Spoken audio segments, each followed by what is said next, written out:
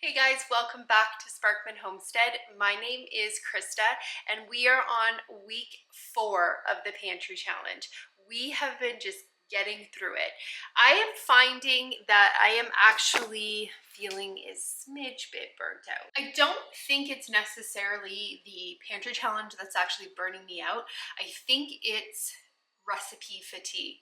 I normally have my go-to recipes that I kind of make all the time, and I'm finding that when I'm in a pantry challenge, it's kind of like it challenges me to kind of think outside my regular go-to recipes and find some new stuff so that we can get things used up.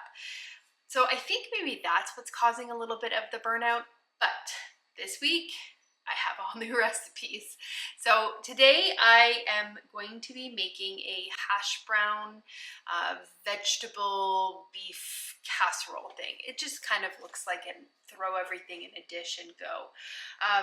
So we're gonna get started with that. I think the other reason why I'm also kind of getting a little bit burnt out is because I am not being very prepared. So what I mean by that is like it gets to like the afternoon and I'm like, oh no, I haven't taken any meat out. So how I have combated that for this week is, I don't know if you can see over there, but I have a chicken sitting out and I have a big, huge round steak. Those are on the menu for this week. So that chicken, I'm actually going to try to make 2, potentially 3 meals with that because there's just Steven and I this week. So we're not going to eat through a whole big chicken. And I think it's like almost a 5.5-pound chicken also. Other thing too is I have a big round steak there. I have a really delicious recipe planned this week to use that with, but we are getting our cow, I think next week. So I'm really trying to get our freezer like really cleaned out so that we have room to put that cow in. So I'm definitely trying to get new recipes on the docket so that I can get that stuff out of the freezer to make room for the new stuff coming in for the year.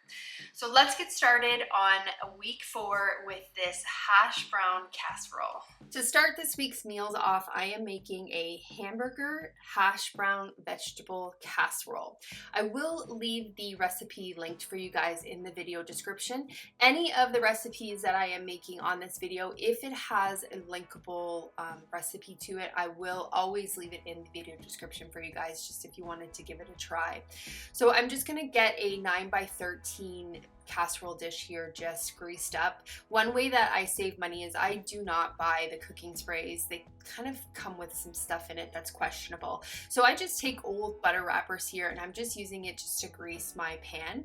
And then once I get that grease, I'm gonna take a pound of our ground beef and just get it kind of browning up. Now this recipe does call for 1 onion chopped, and it actually suggests taking that onion and about 2 teaspoons of oil and just sauteing that onion a bit until it's translucent and then adding the ground beef. But since Steven doesn't like the texture of like onions, he doesn't like to bite into them, I can get away with using like onion granule and onion powder. So that's what I'm doing here is I'm just browning the meat up with some of that onion granule, and I'm just going to season the meat with a little bit of salt and pepper. I have just started doing this. In the past, I've never really seasoned my meat, and I am noticing such a huge difference on how it really enhances the flavor of the meat. So I'm just getting all of that onion stirred in there and then the salt and pepper. What I'm gonna do now is add 2 tablespoons of just an unbleached all-purpose flour. Get that incorporated, and the recipe suggests to stir it for about a minute. I'm thinking you just kind of want to stir off that flour taste. And then to this pot, I'm going to add 2 tablespoons of ketchup. And sorry, I just added about 1/2 teaspoon of garlic there. The recipe does not call for it, but I love garlic. Like I love garlic in anything. So I actually just went on my own there and just added the garlic. So after I get the 2 tablespoons of ketchup, I'm just trying to empty my bottle out here. I'm gonna add 1 cup of beef broth, get it all stirred in, and then I'm gonna add 3 tablespoons of Worcestershire sauce. The recipe does suggest at this point just to add salt and pepper to taste if you wanted to. So once everything is kind of good and worked in, it does suggest to add 2 cups of frozen mixed vegetables. I don't have any frozen mixed vegetables on hand. The one thing that I do have is canned carrots. So I just added those in here. Now, because I don't have the frozen vegetables and I was using like a canned product. What I actually did was I came in and added a little tiny bit of extra beef broth just to make up for that missing moisture that would have been in the frozen vegetables. You could probably use any type of frozen vegetable or any type of vegetable in this. So in a separate bowl, what I'm doing now is just taking a 20-ounce package of hash browns, and it does suggest to use the shredded kind, and I'm gonna add 1 cup of shredded cheese to it. Recipe does say to use cheddar. I don't have thawed cheddar right now, so I'm just using some mozzarella, and then I'm gonna take a 1/4 cup of melted butter and just stir it all in. Just want to get it good and incorporated. Once I get that all kind of mixed together, I'm going to take my meat mixture and I'm going to add that to the bottom of the 9x13 pan, and I'm just going to get it all spread out, and then I'm going to come and just add that hash brown mixture on top of this beef mixture. Because I like cheese so much, I actually added a little bit more cheese to the top of it just because I wanted that extra cheesy taste. So I have my oven preheated at 375, and I am going to cook this for 45 minutes or until the top of the casserole dish is browned. This was, again, so delicious. I did not think that this recipe was going to turn out this good. Steven made a really good suggestion when he was actually eating it. He says hot sauce. He went and added some hot sauce to the top of his, and he just said it was just delicious. So I highly recommend this recipe, and this was definitely a win tonight. For supper on this night, I decided that I was going to make the roasted chicken. I do have a couple of meals in the upcoming days where I needed to have pre-cooked shredded chicken, so I thought it would be perfect to make the chicken at the beginning of the week. I also wanted to make a whole bunch of sides to go with that chicken. I was kind of craving like a really big filling meal. So what I'm doing right now is I'm just getting some coleslaw made. I have some garden vegetables that I harvested a while ago from my garden. So I have some fresh cabbage here, I have a purple kohlrabi, and I have some carrots. I forgot to take the inside the core out of that cabbage, so I'm just kind of picking that out there. So I'm just shredding the cabbage up. I like my coleslaw to have the cabbage sliced like this. So once I get it all shredded, I'm going to grate up 3 carrots, and I'm gonna grate up the purple kohlrabi. I'm using the kohlrabi kind of in place of purple cabbage. My cabbage is not ready to be harvested yet, like purple ones, so I thought I would just put in a kohlrabi. You can kind of put whatever you like with your own coleslaw. It's just to whatever taste. The same thing goes with the dressing. I personally like a creamy style coleslaw dressing, so that's what I'm going to make here. I am going to use 1/2 cup of mayonnaise, 1 tablespoon of white vinegar, 1/2 teaspoon of cider vinegar, 2 teaspoons of a organic cane sugar, and 1/2 teaspoon of celery seed with some salt and pepper to taste. And you just want to get that good and whisked together, and then once it's all whisked, then you're going to add it to your coleslaw. Now you need to let this coleslaw sit in the fridge for at least a minimum of 1 hour just for that dressing to get absorbed, and you kind of want that cabbage to kind of sweat a bit, so some of the liquids to be reduced. So just covered it up and put it into my fridge. Now I'm getting my herbs ready to put onto my chicken. I went out and harvested a whole bunch of herbs from my garden this morning. I harvested some parsley, thyme, sage, tarragon, and oregano, and then I just finely diced it all up and then added it to this small mixing bowl with a little bit of salt and some garlic. And I'm just getting an onion cleaned up. I just picked it from my garden this morning, so it was pretty dirty. And then I'm just gonna get it chopped into really big pieces. I'm just using this onion as kind of like a flavoring for the chicken. We're not necessarily gonna eat it, so that's why I have it in really big chunks. I'm gonna cover the chicken with some avocado oil on both sides and stuff some butter underneath the skin, just to kind of keep it a little bit more moist. Don't worry, I am washing my hands frequently. I'm just not showing you guys. And then I'm gonna take that herb blend and just put it on both sides. Take some bigger pieces of herbs and just kind of stick it in the middle of the chicken. I have my oven preheated at 350, and I'm going to put it in there with the lid on for 45 minutes. After 45 minutes, I'm going to take the lid off, and then I'm gonna put it in for another 30 minutes. After 30 minutes, I'm gonna actually come and flip the chicken breast over so that it is now breast side up, and then I'm just gonna roast it for another 20 minutes. This is how it turned out. It is great, and now I have chicken for the other meals that I need, and plus we get to enjoy a really yummy, wholesome meal tonight. For another side, I decided to do some shishito peppers. I just went and harvested these from my plant.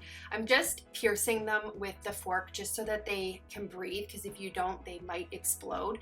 I have my cast iron skillet here, and I just put a little bit of avocado oil in it, and I have this turned up really high because what I'm trying to do is blister these shishito peppers. Once I get them all blistered, I'm gonna put a little bit of flaked salt on them, and then what we like to dip them in is just a garlic aioli. So I have some mayonnaise there, I'm adding some garlic, some salt, some pepper, lemon juice, and a little bit of smoked paprika. I unfortunately don't have any of the measurements because I just eyeballed it, but I know if you search on Pinterest or Google, there are a lot of garlic aioli recipes out there, and that's what we love to dip our shishitos in. So the last side I decided that I was going to attempt to make was a Greek potato. It's a lemon Greek style potato. So what I'm doing is just cutting up the potatoes into pretty big wedges, and I'm adding 1.5 cups of chicken broth, half a cup of oil, a 1/4 cup of lemon juice, 3 cloves of garlic, 1 tablespoon of dried oregano, 1 teaspoon of salt, and some ground pepper, and I'm just getting it stirred up there. I'm gonna add those potato wedges to the casserole dish, and then I'm gonna sprinkle a little bit of paprika on top of it. I'm gonna get this put into the oven for 1.5 hours at 350 degrees. Now these took almost 2 hours to cook. We actually had to eat our supper first because it was already almost 8 o'clock and these were still not done yet. So we ate first and then we came back and ate them. So the whole meal turned out really, really good, and it was exactly what I was craving. So super happy with this meal. So for dinner on this particular night, I wanted to get a nice refreshing drink that we could have with supper because we are under an extreme heat advisory right now. So cooler the better. So I thought I would make a fruit tea. This is my absolute favorite summertime drink. It is just so refreshing. So what I did was I took 2 cups of water and I just took it to a boil, and then once it came to a boil, I removed it off of the heat and added 10 regular size tea bags to that. Once it was done steeping, I let it steep for about 5 to 10 minutes. After it was done steeping, I took the tea bags out and then I added 1.5 cups of sugar there. I'm just using a organic white cane sugar, and then I just stirred it all in to get it all dissolved. Now, with the 2 cups of water, it was not enough water to actually dissolve that sugar. So I was just kind of keeping that pot there because it still did have a little bit of sugar granules on it. So I was just using that to kind of pour my water into the gallon size jar there. You want to take 1 frozen lemonade concentrate, preferably using thawed out. It is way more difficult if you do it like I did, where you put them in frozen. And then you're gonna take a thing of pineapple orange frozen concentrate, and you're gonna add that to that tea mixture.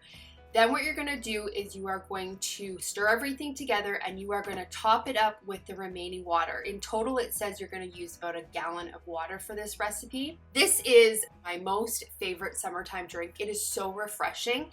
I just put a frozen slice of lemon and lime in it and keep it in the fridge, and it is so delicious.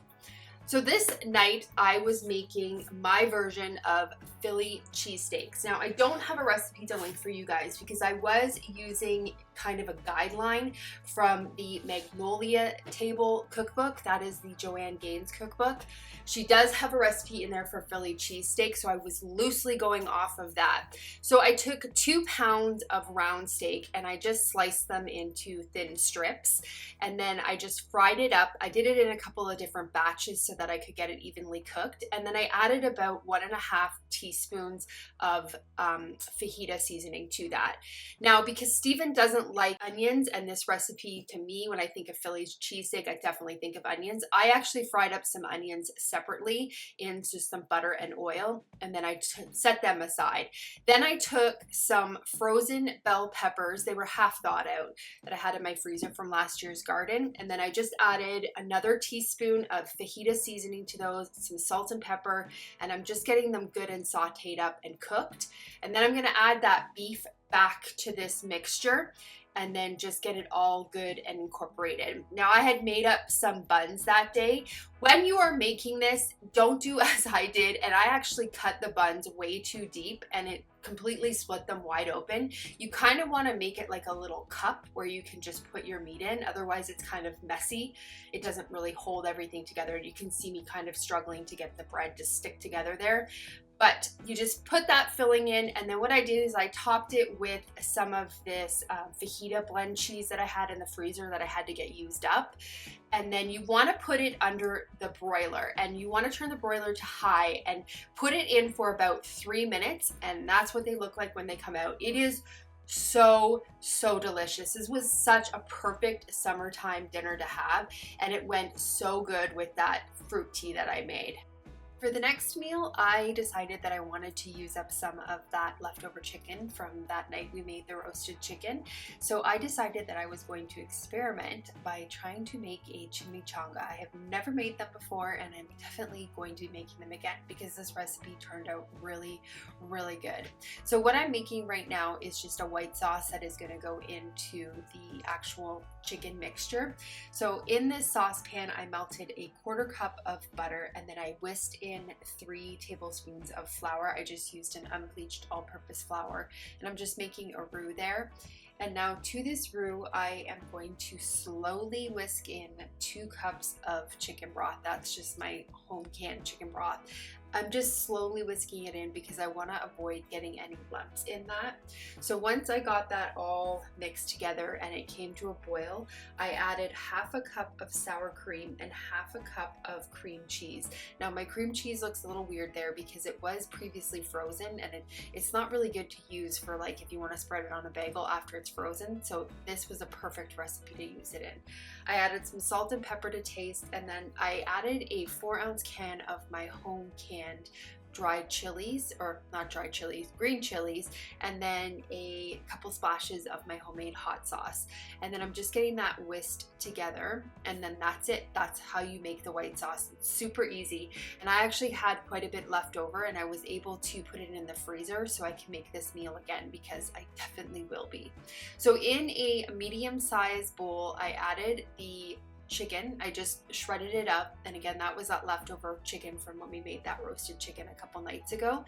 I added a cup of that Mexican white sauce. I added another 4-ounce can of my green chilies, and then I added a cup of Monterey Jack. I used a marble style cheese. It was Colby and Monterey Jack. You can probably use whatever cheese you'd like, and then just salt and pepper to taste. So now what I'm doing is I'm just taking some tortilla wraps and I'm just stuffing it with approximately 1/2 cup of filling there.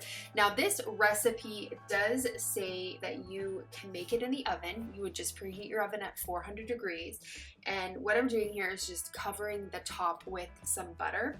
Now I chose to experiment and I used my air fryer because I thought it would probably mimic a deep fry like chimichanga better in the air fryer than it would in the oven. So these, again, amazing. Had my air fryer set at 400 degrees and I cooked it for 7 minutes. Halfway through the 7 minutes, I came in, flipped them, and then buttered the other side. And look at these things turned out absolutely amazing. So we had some of those leftover potatoes that I made the other night and that coleslaw that I made, and this was the perfect clean out the fridge meal. Definitely recommend this recipe, and again, I will leave it linked for you guys. So that is it for week 4's pantry challenge. I hope you guys enjoyed the video and I hope you got a little bit of meal inspiration. Thank you so much for watching. It means so much to me. I hope you guys have a great day or night whenever you're watching this, and I will see you on the next video. Bye guys.